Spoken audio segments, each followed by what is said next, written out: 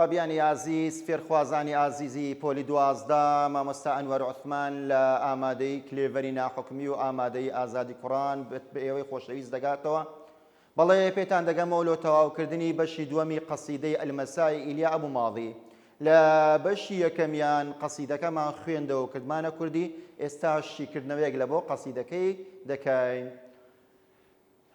السحب تركض السحب تركض توي خۆشەویست دەیە بزانی السحب تركض جملەیەکی ئیسمیە لەبەرەوەی بە ئەلیف و لام دەست پێ کردی. ئەگەر لە وزاری هاتەوە گوتی جملەکە دەلالەی چییە؟ مادەم جملە ئیسمیە دەلالەکەی الثبات والاستمرارە.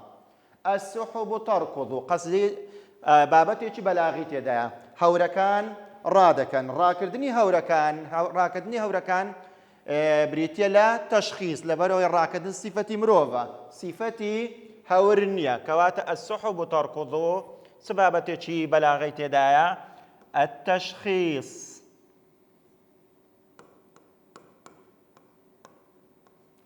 تشخيصي تدايا السحب تركض في الفضاء الرحب ركض الخائفين. بابتي ترمان هي بيزقل بابتي بلاغي بابتي قواعدي من هي بابتي قواعدي من هي كأويش تركض ركض الخائفين. ركض مصدرك منصوبة للفظ فعل تركض ورجلا كواتا مفعول مطلقة. والشيء شي لدواها تيك مضاف إليه هي كواتا نوع مفعول مطلقة كشتيا لبيان نوع الفعل كواتا مفعول مطلق. وظيفة كيتيا لبيان نوع الفعل. مفعول مطلق كمان هبو لبيان نوع الفعل. هروها بابتي شتري بلاغش من هي لو قصيدة كاتك الشاعر تشبيهي كرديا تشبيهي راكردني هوركاني كرديا براكردني ترسنو كان كواتا السحب كللاني بلاغي دبيتا المشبه. السحب تركض في الفضاء الرحب ركض الخائفين دبيت المشبه به. راكدني هوركاني تسوانديا براكدني ترسنوكان أداتك نية محذوفة. وجه الشبه خالها وبشني وراكدني هور راكدني ترسنوكا كانت سيا بريتيا لا السرعة خيراي هم هورش خيرا رادكا هم ترسنوك كانش خيرا رادكان كواتا بابتش بلاغش ما نبو أجبريتي بولتسي لا التشبيه. تنها لو خطية كم دو بابتي بلاغة ما نبو تشخيص وتشبيه لقى بابتي قواعدي أيج مفعول مطلق لبيان نوع الفعل. والشمس تبدو خلفها صفراء عاصبة الجبين ديسان رستكت زملية اسمية أجا بسياري درباري الثبات كد بريز الدري بسياري درباري دلالة كد دري الثبات والاستمرار. الشمس تبدو مرادفكي تظهر عكسكي تختفي.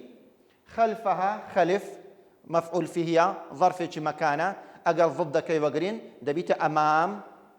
صفراء بابتشي قواعد خمانه ديخين ل درسكاني داهاتو كأوي صفه مشبهه لبو رجز مؤنث لسوزن فعلاء. صفراء عاصبه الجبين كواتا رصي سيمشيان والبحر ديسان جملة الزوريك جملة اسمية دلالة ثبات استمرارا.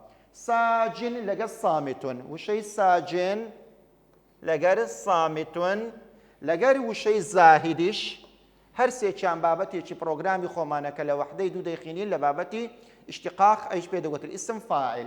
ساجن لس وزن فاعل. صامت لس وزن فاعل. زاهد لس وزن فاعل كواتا هر سيتشان اوان اسم فاعلين. لكنما جرينجا لكننا يقلو بابتانية كالزور جار تركيزي دكينا سر أبيش أداتك لبو تعارض بكاردي. لكن أداتك لبو بكاردي تعارض لبوليازش بيتان دوت استدراك. لكنما عيناك طبعا عيناك لقر سلمايتي مؤنثة لو كافي بكارنا عيناك باهتتان في الأفق البعيد. سلمى بماذا تفكرين؟ سلمى بماذا تفكرين؟ أو منادايا حرف ندايا كي حذف ولا بروي سلمى زول لي نزيك بو هم بشوين وهم با خوش ويستن. سلمى دبيت منادى. بماذا تفكرين؟ ماذا يكا استفهام. دوباره لخواري سلمى منادايا وحرف نداء كي حذف بوا. ماذا يكا ديسان استفهام وەکو نیشانەی استفهامیشمان لێرە هەیە. ئەوەی گرنگە دەمەوێت بە بەڕێزت بەرێم ئەو دوو خاڵە بابەتێکی بەلاغی زۆر مهم هەیە لە وزاریش هاتیتەوە. علاقەی بینی ئەو دوو ڕستەیەی بریتیە لە التەوازی. سلمى سلمى، حرف جر حرف جر، استفهام استفهام، فعل مضارع فعل مضارع، کۆتایی بە یاء بە یاء کەواتە دوو ڕستەنە لایەنی مۆسیقا و بنیاد بەیەک دەچن. لۆیە پێی دەرێن چی تێدا هەیە؟ ئەوە تەوازی لە نێوانیاندا هەبوو. ئێستا شیکردنەوە لەبۆ بەشی دووەمی بکەین. أرأيت أحلام الطفولة تختفي خلف التخوم. أرأيت أو زار جملة با جملة فعلي دەستی پێکە دەگەر هاتو پرسیار هاتو لە وزاری گوتی دەلالەکەی چێ دەیبرێ الحدث الطارئ. أرأيت أحلام الطفولة، أحلام جمع أجابي كينا مفردة بتحلم، الطفولة تختفي وندبي أجر بيتسوانا كي لقصيدك خومان بينوا وتمان تبدو تظهر خلف ضد كيتيا أمام التخوم أم أبصرت. دتاني برين استا علاقة بيني أبصرت لقر رأيت هردو كان بمعنى بينين دين مرادفين.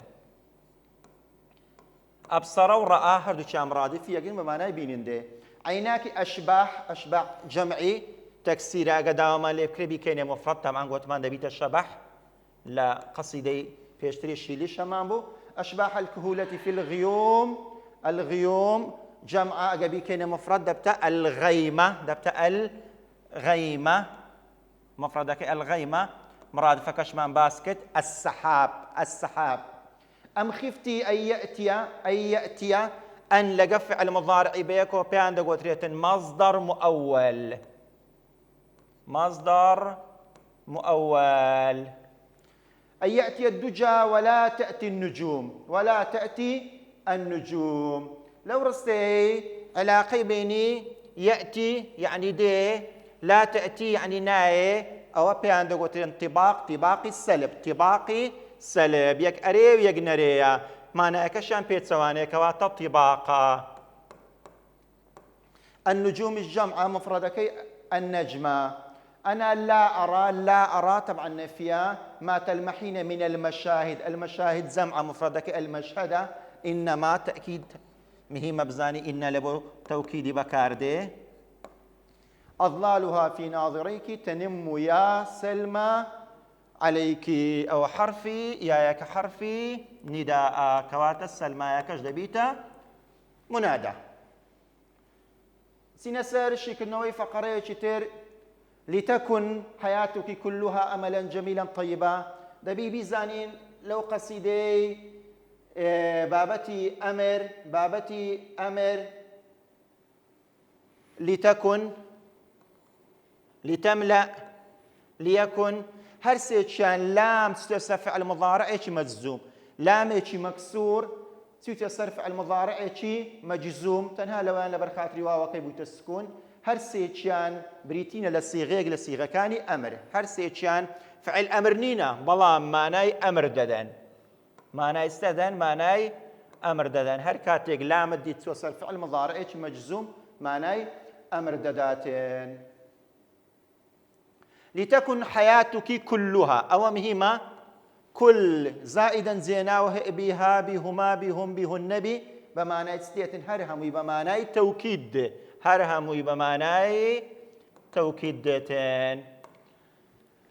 ولتملأ الأحلام، أحلام جمع مفردك الحلم في الكهولة والصبا. علاقة بين كهولة والصبا منالي بيري بيتسواني يكترم طباقا للاني بلاغة للاني علم اللغة تضاد.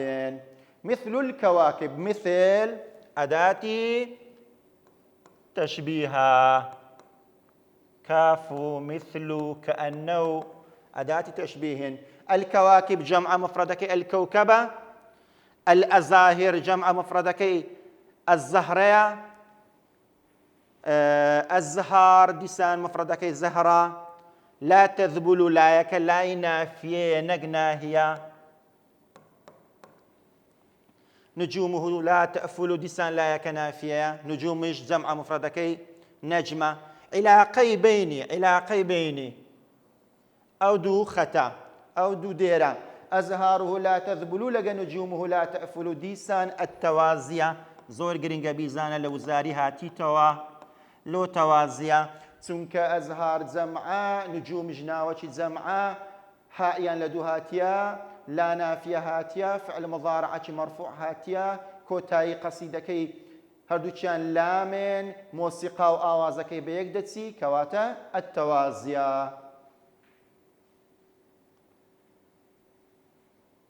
آخر فقرەی ماتە النهار. ماتە النهار ڕۆژگارەکە مرد.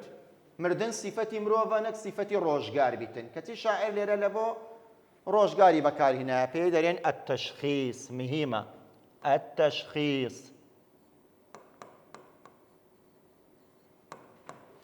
مات النهار من الصباح فلا تقولي. لا تسوسە فعل مضارعێکی مەجزوم، ئەوە لای ناهیەیە کەواتە ئوسلوبەکە لێرە بووە النهی. كيف مات؟ كيف لبو استفهام بكارده. إن توكيدا. إن التأمل في الحياة يزيد آلام الحياة. آلام جمع ألمية. فدع الكآبة والأسى. دعي فعل أمر. فعل أمر لبو مؤنث بكارده. علاقه بینی کەئابە و ئەسا لە وزاری هاتیتەوە. علاقه بینی کەئابە و ئەسا بریتیە لە مرادف تەرادف. هەمان مانایان هەیە. ئیستەرجعیش لەگە داعی هەردووچیان فعلی ئەمرن لە بۆ مؤنثی بەکاردێن. قد كان وجهك. قد سياسة فعل ماضي. قد بسياسة فعل ماضي لبو توكيد وتحقيقيا.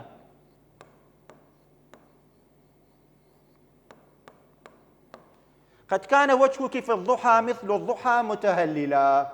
دوزار وشيء الضحى هاتيا يچيچيان بماناي تمني من دالي دي اويت كان بماناي چيشتنگاو دي وكو يكتر نسرا تلفظ يان بلا مانايان زياوازا زاريق لو زاري لتمهيدي هاتي تو او بيدرين الجناس. طبعا جناس يچ تامه. علاقه بيني بشاشه وبهائش اجا تقارب المعنى نبي مرادفين. ليكن ديسان لام سوسة فعل مضارع كواتا الأمر.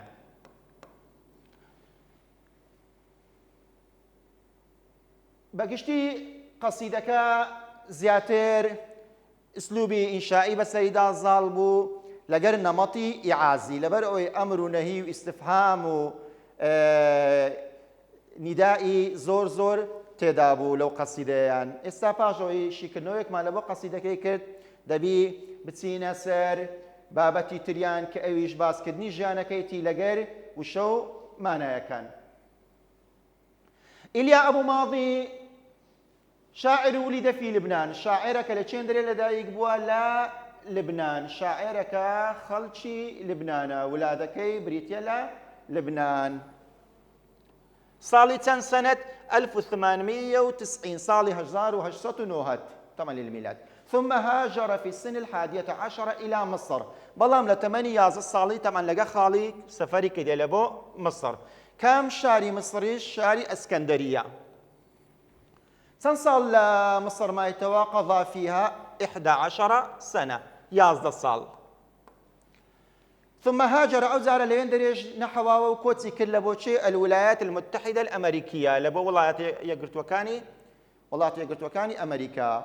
ئێستا زۆر گرنگ شتێکی زۆر گرنگمان لە بەدەستە ئەویش بەرهەمەکانی. ئەویش بریتێ لە بەرهەمەکانی. رأس التحرير المجلة العربية. سەرنووسەر بووە. سەرنووسەری سێ مجلە گۆڤارێکی بووە المجلە العربیە ئەوە خۆی سەرنووسەری بووە. هەروەها مجلەشکەشی دەرکردێ لە ساڵی 1929 بە ناوی مجلە ئەسەمیر. ئەو دوایان المجلە العربیە و ئەسەمیر بەرهەمی خاڵستی خۆی بووە. بەڵام بەشدار و هاوبەش بووە لە دوو بەرهەمی تریش شارەکە بەشداری کردیە.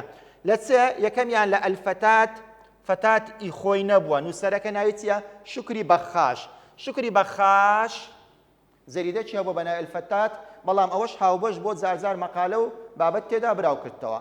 هەروەها زەریدەشکەمان هەیە بە ناوی مەڕعات الغەرب، ئەیکەی چێ؟ ئی نەجیب دەیابیە، نەجیب دەیابیە، لەوەشیان بابەتی تێدا دەنووسی و تێدا بەشدار بوو. بەڵام بابەتەکان کە خاڵس ئیخۆی بن مجلە العربیە و ئەسەمیر بوو. ئەوەش دەربارە ژیانی ئیلیا ئەبوو ماضی کەوا گرینگە بە تایبەتی بەرهەمەکانی، بە تایبەتی بەرهەمەکانی چەندین جار هاتیتەوە. ئێستا دەچینە سەر وشە و مانایەکانی قەسیدەکەی. ساجین یعنی ساکن، کپ و بێدەنگ و هادئ. التخوم بمعنى الحدود السنور. الكهولة ما بعد الشباب وقبل الشيخوخة، جنزينية وبيريجنية لو نيواني زواميري. الدجا ئاگدار بە دوجا معنای هەیە و مراد ئەوەشی هەیە ڕەمز. ئاگە هەر کاتێک وەکو مانا پرسیاری دەربارەی دوجا کرد یعنی شدة الظلام ئەو پەڕی تاریکایی. بەڵام ئەگوتی ڕەمزی چیە؟ دوای دەیخینین لەو قەسیدەی ڕەمزی شەیخوخەیە. تەفول یعنی چی؟ یعنی تەغیب و ئاوا دەبی. عکسەکەی چییە؟ گوتمان تظهر و تەبدو بەدیار دەکەوی. ئەوەش وشە و مانایەکان. ئێستا دەچینە سەر وەڵامدانەوەی پرسیارەکان. دەرێ هەندێک ڕەمزمان هەیە. یەکەمیان عاصبة الجبین. عاصبة الجبین نیچەوان بەستانەوە مانای چیە؟ مەشدودة الجبینی بمەندیل، ئەو کەسێک کە نیچەوانی خۆی بەدەستە سەدە بەستەوە.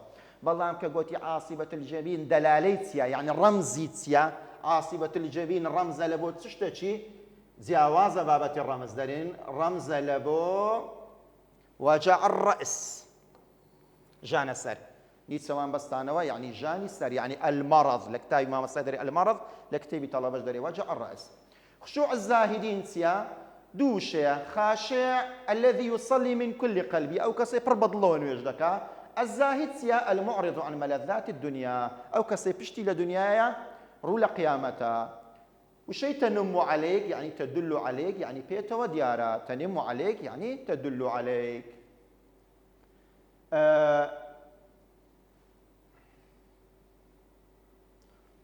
دەڵێ شاعر باسی فەصل الخەریف دەکا. فەصل الخەریف جارێک لە وزاری هاتیتەوە وەرزی پاییز بووە.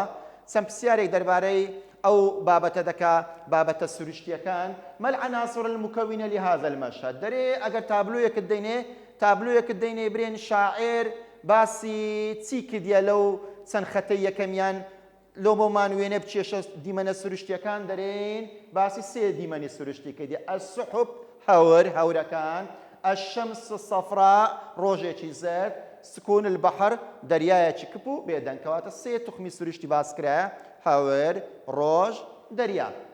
لقباء كمهمة علاقەی بینی ڕاکردنی هەورەکان. هەور ڕای دەکرد بەڵام دەریایەکە کپ و بێدەنگ بوو. طبعا علاقەکە چیە؟ تەعارضە، یعنی پێچەوانەیە. یەک ڕاوەستا یەک ڕادەکە، ئەوە پێچەوانە و تەعارض و دژیەکی لە بینیە. دەرێ ئەینە توجد التعارض في هذا المشهد. تعارضەکە لە چێن دەرێ بوو؟ تعارضەکە لە بینی دوو شتان بوو. تعارضەکە لە بینی دوو شتان بوو: ڕاکردنی هەور لەگەر وەستانی دەریا. ڕاکردنی هەور ڕەقض السەحاب لەگەر سکون البەحر. تەمەنەوە پێچەوانە یەکترینە. لۆیە پێدەرێن چیە؟ پێدەرێن تەعارضە. پرسیاری جیم دەرێ ما نوع الوصف الذي اعتمده الشاعر. شاعر پشتی بە چ جۆرە وەصفێک دەبەست؟ طبعا ئەمە کاتێکەوە وەصافەکە وەصفی شتان دەکا، وەصافەکە کاتێکەوە وەصفی شتان دەکاتن، ئەگەر هاتوو وەصفێکی ڕاستەقینەی دەکرد ئەوە وەصفەکە جیاوازە لەگەرەوەی وەصفێک کاکەوە تەنها لە خودی خۆی ڕابی. ئەگەر وەصفەکەی بەڕاستی بۆ دەرێن وەصفێکی مەوضوعیە، ئەگەر بەس لە خود و حەزی خۆی ڕابۆ دەبیتە ذاتی. کە وەصفی شتێکی کرد وەصفی لایەنی دەری بدەبتە خارجی، وەصفی ناخیشی کرد دەبیتە داخلی. ئێستا شاعر لەو جۆرە لەبەرەوەی ڕۆمانسیە چ جۆرە وەصفێکی بەکارهێنایە؟ وەصفێکی خارجی، باسی هەور و دەریا و ئەو شتانەی دەکرد ذاتیش بوو لە خودی خۆی ڕاوا دیار بوو شەرت نییە ئەو شتانێک کە تازە باسمان کرد هەموو ڕاستەقینە بن شاعری ڕۆمانسی ئێستا دەگەنێ نتیجەکەوا زیاتر لە خودی خۆی وای گوتیە لێ زۆری وەسفەکە وەسفێکی خارجیە و وەسفێکی ذاتیشە ئێستا دەچینە سەر وەڵامدانەوەی هەندێک پرسیاری تر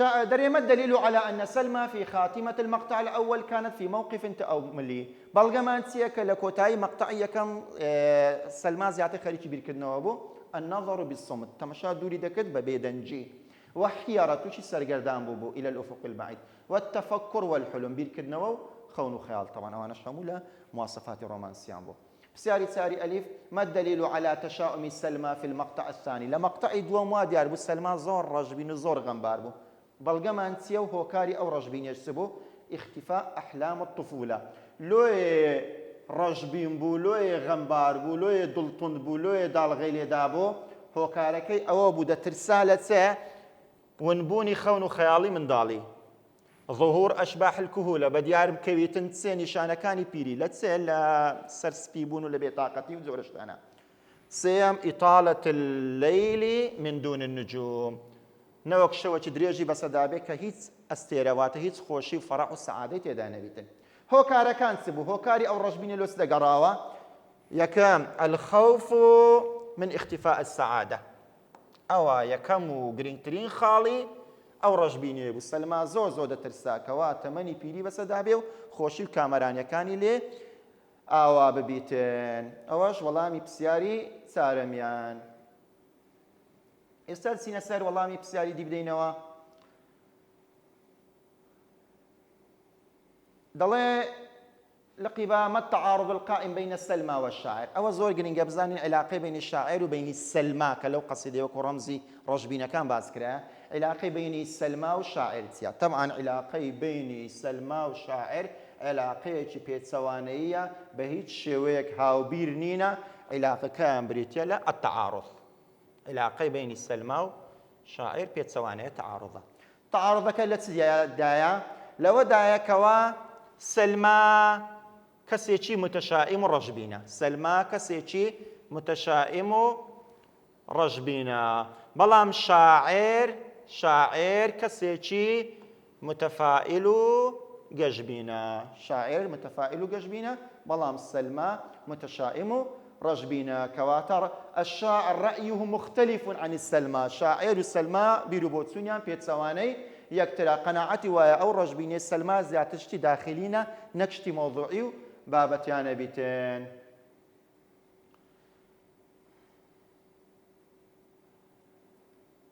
إسا مؤشراتي دري أو قصيدة زياتر نمطكي تسيا درين نمطكي إعازية زۆر گرنگە تۆ بزانی زیاتر شاعرە ڕۆمانسەکان نەمەتی ئیعازیان بەکارهێنایە و زیاتر لە مەنهەجی مەش زیاتر نەمەتی ئیعازی و نەمەتی بڕهانی زاڵە جا دەرێ نیشانەکانی نەمەتی ئیعازی چیە ساڵانی دیش خوێندێت ئیعاز یعنی کاتێکەوە شاعر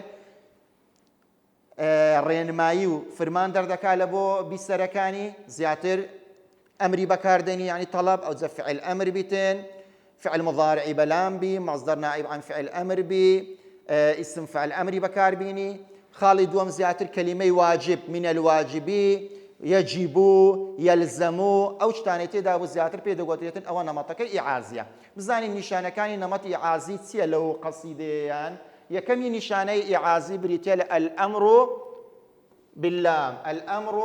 باللام شاعر فعلي مضارعي بكار هنا كاتيكوا فعل مضارع كان سيت يداها لام بيويا أو نشانة يكمي إعازي لتكن لام سوس فعل مضارع لتملأ لام سوس فعل مضارع نشانة تريان الحكمة الإرشادية پندێکی بەکارهێنایە ئەو پەندا مەبەستی لێ ڕێنمایی کردنە ئەویش چیە کە دەرێ زۆر بیر لە خەم و خەفەتی ژیان مەکەوە دوایە ئەگە بیرت کردەوە زیاتر ئازار و ئەشکەنجەت زیاد دەبی خاڵی سێمیان لە نیشانەکانی ئیعازی النهی نەرێ کە پێچەوانەی ئەمریە لا تەقولی مەڵێ لا سوسە فعلێکی مضارع نیشانەی کەشیان چیە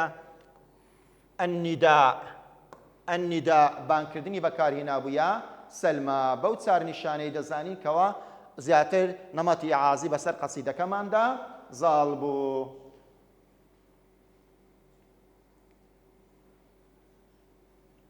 ئێستا دەچینە سەر وەڵامدانەوەی پرسیاری تکە لە دوو مەقتەعەکانی ئەخیری چما لۆ ڕۆن دەبیتەوە ئینتیصار التەفاؤل على التشاؤم، سەرکەوتنی گەشببینی بەسەر ڕۆژبینی. لۆ لەبەرەوەی زیاتر شاعر قسەی دەکرد، بانگەوازی لە بۆ سەلمە دەکرد، لەوەی دەست بە ئومێد و بە ئاوات و بە هیوا و ئاواتی جواندا بگری، واز لە ترسان بینی، زۆر زیاد لە پێویست بیر لە خەم و خەفەتەکانی ژیان و لە پیری نەکاتەوە. لقب عدم ارتباط التفاؤل بمرحلة معينة من عمر الإنسان. ئەو قەسیدەیە پێمان دەرێ ئینسان ناکرێ هەموو خۆشحاڵەکانی خۆی بە قۆناغێکی دیاریکراوی ژیان بەستەوە، ناکرێ ئینسان وا بیر بکاتەوە هەتا منداڵ و گەنجە خۆش دەژی، بەڵام کە بەرەو پیریچ و بەرەو شۆڕبوونەوەیە دەبی خەم و خەفەت بەسەری داژاڵ بیتن و وەکو مردووەک تەعامل لەگە خۆی بکاتێن. ئێستا بچینە سەر پرسیاری تر لەو بابەتەمان.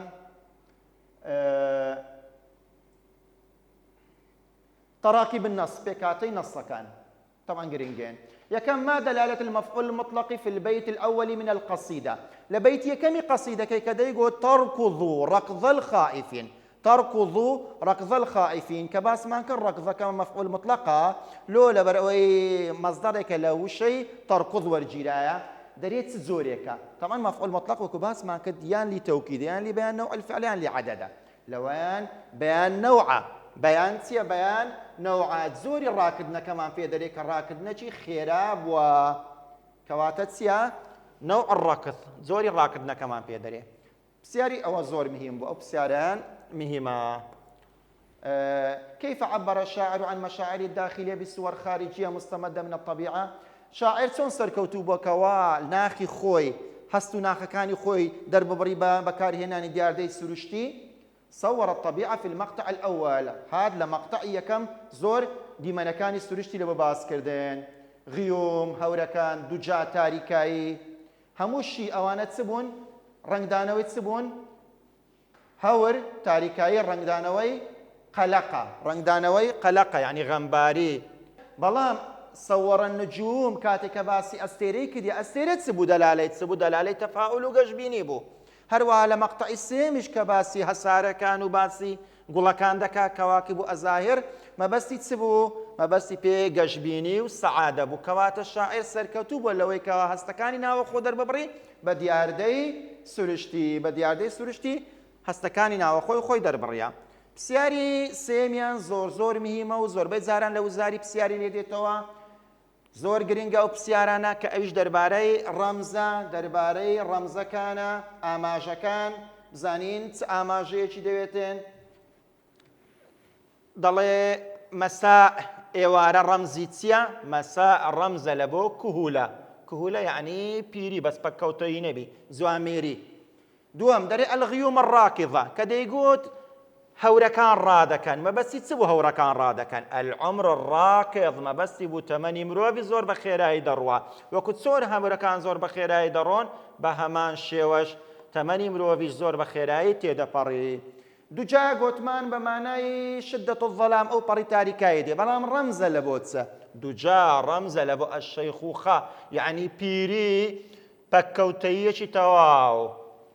ئەدی ئاخری نەخۆ پێش ئاخری ئەنجوم گوتمان چیا ئەستێرەکان ڕەمزن لە بۆ چە؟ ئەستێرەکانی ڕەمزن لە بۆ سەعادەی زۆریش گرنگە ئەوەیان. ئەضحا چێشتەنگا و ڕەمزی چ بوو؟ چێشتەنگا و ڕەمزی سیباوش تفولە و بیدایەتی گەنجی شەباب و منداڵی و تازە پێڕە گەیشتن. ئەوە کۆمەڵێک ڕەمزکەوە تۆی قوتابی دەبی لەبەری بکەی. بسياري تسارم أستخرج من المقطع الأول تشبيها أو باس ما كد تشبيه تدابو قلت ما الصحب هورا كان مشبه بون تشبيه كدبو بتسه بركض الخائفين كمشبه به بو أداتك شي محذوف باز نكرابو بلام أوين يركز وتركيز بكين السري بريتيلا وجه الشبهة وجه الشبهة تسيا علاقة بين خالها وبشنيوان هوركو ترسنوك كان سبو السرعة خيراي بريتي ولا وجه الشبهة كدبي زوان لبري بكاي. السابسين السر بسياريتر دري صون زاني من أو قصيدة رومانسية مؤشرات ونشانكاني قصيدة رومانسي لو قصيدة چ بوو طبعاً ئەگەر تو خاڵەکانی ڕۆمانسی لەبەر نەبی نازانی لۆیە گوتمان دەبی خاڵەکانی ڕۆمانسی لەبەر بکەی دەڵێن نیشانەکانی قەسیدەی ڕۆمانسی کە لەو شعرەی بەکارهاتی بیتن لەلایەن ئیلیا ئەبوو ماضی تەبرز التەجربە الذاتیە زیاتر باسی ئەزمموی خودی خۆی کردیە لەبەرەوەی ڕەشبین بووە کاتێ تەمەنی شۆڕ بوویتەوە بەرەو پیری و نەمانی گەنجی کەواتە شاعرە ڕۆمانسیەکان گوتمان زیاتر باسی خودی خۆیان دەکەن شاعر لێرە باسی خودی خۆی کردیە خاڵیدی کە زۆر گرنگن ئەوانە اعتمادی لەسەر چ کردیە العاطفە لەگەر اعتمادیشی کردیە لەگەر خەیاڵیش عاطفە و خەیاڵ عاطفەکان چ بوون غەمباری و ڕەشبینی و گەشبینی و دڵخۆشی خەیاڵەکەشی زیاتر ئەو سوەرە تەبیعانە بوون ئەو وێنەیانە بوون کەوا بەکاری هێنابوو گوتم زیاتر خەیاڵ مەبەستمان پێ چیە مەبەستمان پێ سوورە و تەشبیه و تەشخیصە شاعر لێرە زۆر سوورەی بەکاری نابوو کەواتە اعتیمادی لەسەر خەیاڵیش کردبوو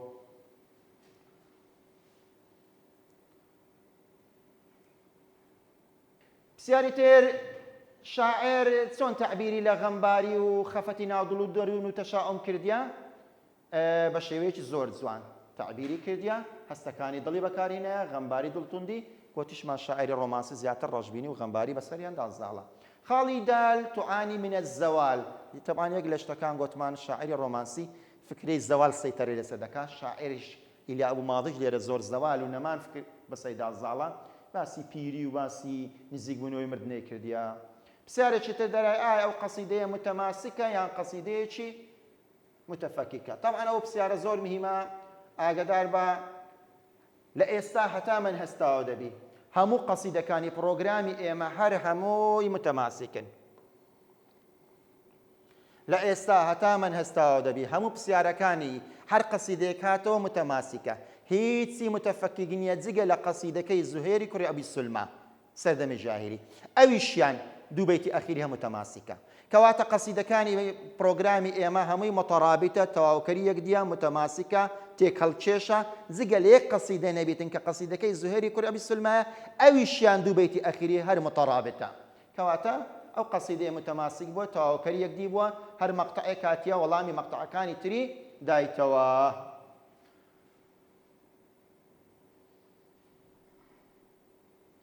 پرسیاری تر أين تتجلى شاعرية إيليا أبو ماضي سركوتنو كلا شاعري إيليا أبو ماضي لو قصيدة لا تبى ديار دكويتن لا تنخالك سركوتني شاعر إيليا أبو ماضي ما لبو روند بيتوا يكميان الرموز التي استخدمها شاعر زوزو سركوتوب و لبكارهناني رمز شاعر زوزو سركوتوب و لبكارهناني رمز لبرو اگر وشي ئاسایی بەکارهێنابەوە بێگومان هیچ زیرەکێکی تێدا نەبوو بەڵام سەرکەوتووەکەی لەوەی دابوو کەوە ڕەمزی زۆر بەکاردەهێنا وەکو ڕەمزەکانیش گوتم میهمە دەبی لەوە بەرکردنێ لۆ نمونە دووجا بەمانای کهولە و شەیخوخە دەهات و نجوم بەمانای سەعادە دەهات دووەمیان الصور الشعرية المستمدة من الطبيعة شاعر زۆر سەرکەوتوو بووە لە بەکارهێنانی پەنابردن لە بۆ دیاردەکانی سروشت کە ئەوەش زیاتر تعبیری لە هەستەکانی ناوە خۆی دەکرد ئەوە دوو خاڵ لە خاڵەکانی سەرکەوتنی شاعر ئیلیا ئەبوو ماضی ئێستا سێم خاڵی سەرکەوتنی ئیلیا ئەبوو ماضی لە چ بووە کە لە شاعیرەکەی لە چ بەدیارکەتیە لە چ تانیتی زۆر سەرکەوتوانە ئیشەکەی خۆی ئەنجام بدا الجمل الإنشائية المختلفة جملەی ئینشائی هەمە زۆری بەکارهێنایە لە چ استفهامی بەکارهێنا بوو كيفي تنزارك بكار هنابو أمر دعي لقى استرجعي نداء ياي بكار هنابو خالتي زور مهم كوال استارة لبو همو بروغرام إشت بيدا بي خالتي زور مهم أويا هركاتيك لو زاري هاتوا قوتي جملة إنشائي دلالة كيتيا أتوبة بيه هيتيا كدوك بزانا دلالة انفعال غلطسونا دلالة كي بريتيلتسي الانفعال والتأثير أو زور جرينجا لبو همو برنامج كنك بس لبو قصيدة هر كاتي جملة إنشائيات بوا قوتي دلالة ما استدا توي برز دليل دلالة انفعال وتأثير دا زور مهمة ولو زاريش سنزارك هاتوا سركوتني خالتري سركوتنا كبريتي ولا الصور الخيالية شاعر زور سركوتب ولا ويكوا ويني خيالي بكارينه الرومانسية الشروائية اعتماد لس خيال لك زياتر خەیاڵ گوتمان ئەو خاڵە زۆر مهمە دائما بەعسی خەیاڵمان کرد فکرت لەبۆ سوەڕ بڕوە یعنی تەشبیه خەیاڵ یعنی چ یعنی تەشبیه و تەشخیص و سوورە ئەوە چەند جارێک ئەو قسەی بکەمەوە کە دەرێم شاعیر سەرکەوتوو بۆ لە بەکارهێنانی خەیاڵ مەبەستمان ئەوە بە زۆر تەشبیهی بەکارهێنەیە خاڵی تری سەرکەوتنی شاعیر لە چ بووە الئیقاع الموسیقی ئاوازی مۆسیقیەکەی لەناو قەسیدەکەی زۆر دیارە ئەو مۆسیقایە لە چ پێکاتیە مۆسیقایەکە لە چ بە دیار دەکەوی لا التەوازی طبعا دوو تەوازیمان باس کرد وەکو لە پرۆگرامی خۆمان هەبوو سلمى بماذا تفكرين سلمى بماذا تحلمين أو توازي كم دوم أزهاره لا تذبل ونجومه لا تأفل أو موسيقى زواني في وديارة هروها التكرار الصوتي شهبو دوباره كنوي دنجي كلا مقطعية كم بيتي الضاد وبيتي ياء زور زور دوباره ذكر دوا سركوتني شاعر لخالش تريشا كثرة العواطف زور زور هستي بكاري هنايا تەنەوع هەستەکانیشی هەمە زۆرن غەمباری دڵخۆشی درتوندی شاد و مانی پێکەنین وكل ذلك ئەو خاڵانەی کە باسمان کرد تدل على هيمنة الخيال والعاطفة لو ما ڕۆن دەکاتەوە کە لەو قەسیدەیە زیاتر خەیاڵ و هەستەکان زاڵن الأسلوب الفني الجميل ئسلوبێکی هونەری زۆر جوان زاڵە بەسەر ئەو قەسیدەیە وكلها من مكونات الشعر الشعر شەر لەوانە پێک دێ ئەگەر شاعیرێک توانێبی ئەو خاڵانەی تێدابی کەواتە شاعیرێکی زۆر زۆر سەرکەوتوو بووە ئێستا دەچینە سەر بابەتێکی تر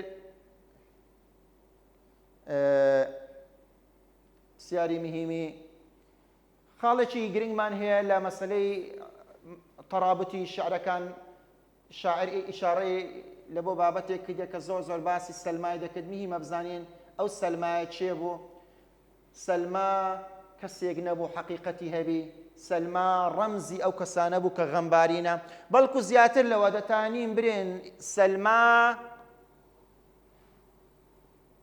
ذات الشاعر بوو هەر بەخۆی بوو یعنی مرۆڤ زۆر جاران کەسێکی گەشببینە دڵخۆشە جار جار هەستێکی ناخۆشی لە بۆ دێ بەبیری دێنتەوە ئەتۆ بەچ دڵت خۆشە پیر دەبی نەخۆش دەکەی لە ناو دەچی ئەو هەستەی دووەم شاعر وای وێنایی کردە کە کەسێکی ترە ئەو کەسەش چییە ناوی لێنایە سەلما واتە شیکەرەوەکان دەرێن سەلما هەر خودی شاعرەکەیە کاتێ شاعر ئەو شعرەی نووسێ تەمەنی بەرەو پیری دەڕۆیشت ڕاستە کەسێکی گەشببین بوو دائیمەن بانگەوازی لێ بۆ ئومێد دەکرد بەڵام ئەویش دەگەر ئەوەدا مرۆڤە زیازار خەموو پەژارەی پیری بە سەیدا زاڵ دەبوو جا شاعر گفتوگۆ لەگە خۆی دەکات گفتوگۆ لەگە هەستە ناخۆشەکانی خۆی دەکات ناوی لە هەستە خۆشەکانی خۆی نایە خودی خۆی ناوی لە هەستە ناخۆشەکان و ڕۆژبینەکەش نایە سەلما کەواتە سەلما وەکو کتابین گۆ دەرێ چییە ذات الشاعر هەر خودی شاعیرەکەیە بەخۆی پرسیارش کە دەرێ ئەومان باس کرد مایتمان هەندێک باسی پرسیاری وزاری کەیم بزانین شێوازی وزاری ئاخیر مەقتەعمان لێرە ئەوەیە بزانین پرسیاری وزاری چۆن هاتۆوە لەو بابەتێ تا شارەزاد بین کە بەڕاستی ئەوەندە گرنگ نییە ئینسان لە بابەتەکەی گەیشتێت چەندی ضابط کردیا ئەوە گرنگە بزانی وزاری چۆن دێتەوە بە چ شێوازێک وەڵام دەداتەوە پرسیاری یەکەم دەربارەی ڕەمز هاتەوە دەرێ الغیوم الڕاکضە هەورە ڕاکردیەکان ڕەمزی چنە هەورە ڕاکردووەکان ڕەمزن لە بۆ چ تەمانەوە نەفسی کتابیە پێشم گوتی زۆر زۆر میهمە نیشانمان کرد دەرێ ئایا الغیوم الڕاکضە یعنی السعادە الڕاکضە شادومانیە ڕاکردووەکە نەخێر ئەدی بە مانای الکهولە دێت جوامێری و پیری دەرێم نەخێر ئەدی بە مانای الجەهل الڕاکض دێ نەفامی ڕاکردو نەخێر دائیمەن لە دوو غەرەتەکان بگەڕێ کە غەرەتەکانت دیتەوە ئەو هەونینە ئەدی بە مانای العمر الڕاکض دێتن تەمەنی ڕاکردو بەڵێ ئەمە لەبەرمان کردیە بە مانای العمر الڕاکض هەورەکان ڕادەکەن یعنی تەمەنی ئینسان ڕادەکە لۆی وەڵامە ڕاستەکە چ بوو بوو العمر الڕاکض پرسیاری دووەم الشاعر الذي أصدر مجلة السمير شاعرێک بۆ مجلەی سەمیری دەرکە تەمەنەوە لە ژیانەکەی هەیە گوتم زۆر زۆر میهمە دەی بیزانین ئەمە جواهری لە پرۆگرامی مەهداخیل نییە الڕوسافی ڕۆمانسی نییە بەڵکو ڕوسافی لە بەشی دووەمە واقعی ئەوە شەو نییە ئەدی ئیبراهیم ناجی هەژیانی تێدا نییە کەواتە مایتەوە ئیلیا ئەبوو ماضی مجلەی هەو بە ناوی ئەسەمیر لۆیە ڕاستەکە چێە ڕاستەکە ئەوەیە جیمە ئیلیا ئەبوو ماضیە ئەمە کاتێکە هەڵەکانمان دیتەوە پاشان ئەوەی مابوو ئەوەی ئەسیلە لەگەر ئەوەی مێشکمان بەراوردمان کە دیتمان تەواوە وەڵامە ڕاستەکەمان لەو بەدیار کرد پرسیاری سێم ئەدوجا معنای چییە؟ نارێ ڕەمزی چییە؟ نارێ ڕەمزی چییە؟ دەرێ معنای چییە؟ ئەگە بیگۆت باوە ڕەمز ئەو کاتی ئەمە دەمانگۆ شەیخ و خەیە بەس دەرێ معنای چی دەداتن؟ توندی شدەی چێ؟ ئەلەم ئێش نەخێر، فەقر هەژاری نەخێر، ظڵم نەخێر، بەڵکو شدت الظەلام، ئەو پەڕی تاریکایی شەو کەواتە وەڵامە ڕاستەکە چییە؟ ئەلیفا. پرسیاری چوارەم و کۆتایی مرادف كلمة الأسى في البيت الأخير لقصيدكي فدع الكآبة والأسى دري أسى مرادفي سيا قبر قور نخير الموت مردن نخير الفراق دوري زياي نخير بلكو قوت من أسى يعني خمو خفد وكتسون كآبش بمعنى خمو خفد دهات بەڵێ قوتابیانی ئازیز ئێستا بەشی دووەمی قەسیدەی مەسامان تەواو کرد لە شیکردنەوەی قەسیدەکەی لە وشەوماناکانی لە باسکردنی ژیانی شاعیر و کتێب و بەرهەمەکانی هەروەها لە وەڵامدانەوەی پرسیارەکانی ناو کتاب ئەوەی گرنگ بوو نیشانیشمان کرد دوازاریش هاتین پرسیارەکانی وزاری لۆ بەڕێستانمان هینا لۆی بزانن شێوازی وزاری دێتەوە هەروەها فێری ئەوەشمان کردن کە هونەر و نهێنیەکانی وەڵامدانەوە لە چدایە ئەتوو زارێ هەڵەکان ببینی و ئەزدوای وەڵامە ڕاستەکە لەگەر ئەوەی مێشتی خۆت بەراوردی بکەیت وەڵامە ڕاستەکە لەوە بەدیار دەکەوی بە هیوای سوودبینین لەوانەیە بە هیوای زەبطکردنی وانەکە و سەرکەوتنتان ئیتر لێرە بەخواتان دەسپێرین.